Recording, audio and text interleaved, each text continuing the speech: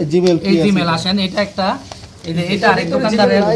হ্যাঁ এটার ভিতরে নাই। আচ্ছা আচ্ছা আচ্ছা, এটার ভিতরে নাই দেখে ফাইলটা নাই। এটা নেন না, এটা নাই।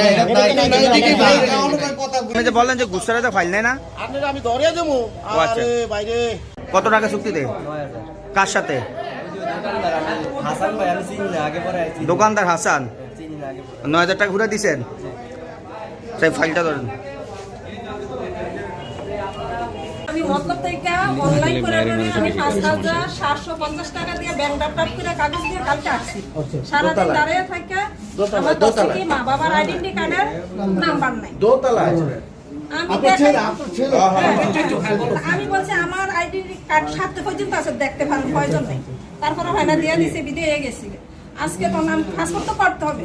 আসছি অন পরে কি করু, ওই কাগজ ফাইল তো বাদ হয়ে গেছে। তো আবার এনে এক কম্পিউটারের দোকানে ঢুকছি, আর আন্টি 2000 টাকা দেয়।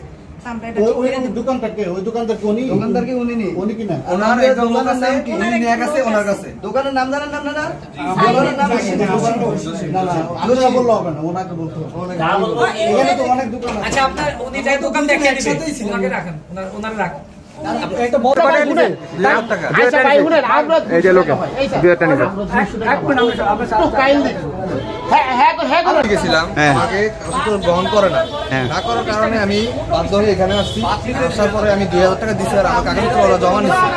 এরপরে আজকে ওনারা তো দালাল, ওই কারণে তো 2000 টাকা নিচ্ছে।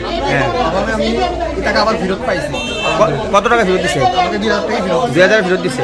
যে চাঁদপুর পাসপোর্ট অফিসে যে সকল লোকেরা আসে, কেউ যে হয়রানি না হয়, আপনাদের অফিস কর্মকর্তার জড়িত আছে, বিভিন্ন দালাল জড়িত আছে। আমাদের চাঁদপুর জেলা বিএনপির সভাপতি মানিক ভাইয়ের নির্দেশনা আছে, এখানে কোনো দুর্নীতি চলবে না। এর পথে এই বাড়তি টাকাটাও ব্যাংক ড্রাফট, তাহলে কিন্তু প্রশাসন ব্যবস্থা নিবে তোমাদের বিরুদ্ধে। ঠিক আছে, দরকার নাই তো। বাড়তি টাকা নিবে না। আরে কাকে শুনেন, আমার কথা শুনেন। আচ্ছা।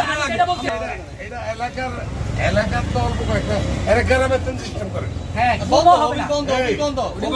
আপনি শুধু প্রমাণ পান, আমাকে দিবেন যে গ্রান্টে সিস্টেম করে আইসা এখানে অফিস টাকা খায়। ওইটা সাংবাদিক আছে, আমাদেরকে জানাবেন, আমরা সাংবাদিকের কেউ টাকা 1 টাকা এখন ব্যাংক ড্রাফের আর আবেদনের হয়তো বা আপনাদের 150-200 টাকা নিতে পারেন, এছাড়া কোনো টাকা বাড়তি নিতে পারবেন না।